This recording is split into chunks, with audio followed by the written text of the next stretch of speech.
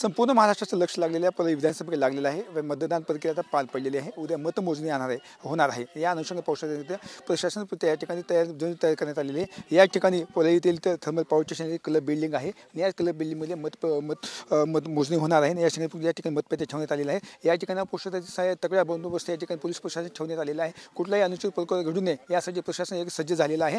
आपण पाहू शकता या ठिकाणी उद्या सकाळी 7 वाजल्यापासून मतमोजणी होणार आहे आणि याच अनुषंगाने या ठिकाणी संपूर्ण बंदोबस्त लावण्यात आहे. कशा पद्धतीने बंदोबस्त लावण्यात आलेला आहे आता आपण या जाणून घेण्यासाठी केदार साहेब सर काय सांगाल, उद्या मतमोजणी होणार या अनुषंगाने या ठिकाणी मतदान पेटी ठेवण्यात आलेली आहे. कसा बंदोबस्त आहे, किती अधिकारी किती कर्मचारी असणार आहेत?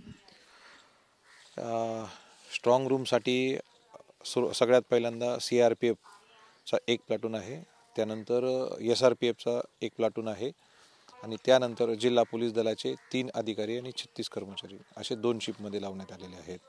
गेल्या 2 दिवसाबाद दुसरा दिवस आहे, उद्या मतमोजणी होणार आहे. या अनुषंगाने संपूर्ण या ठिकाणी तयार करण्याची प्रशासन झालेली आहे. अगदी बरोबर, प्रशासनाची सर्व तयारी झालेली आहे. बंदोबस्त रेडी झालेला आहे. आज बंदोबस्त डिस्ट्रीब्यूट होईल. उद्या सकाळपासून बंदोबस्त आपण तैनात करण्यात येणार आहे.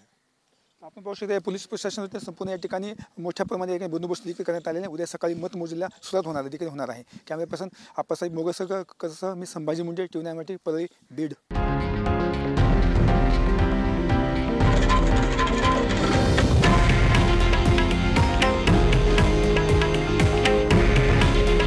हे आहे देशातील नंबर 1 न्यूज नेटवर्क आणि आपण पाहत आहात TV9 मराठी.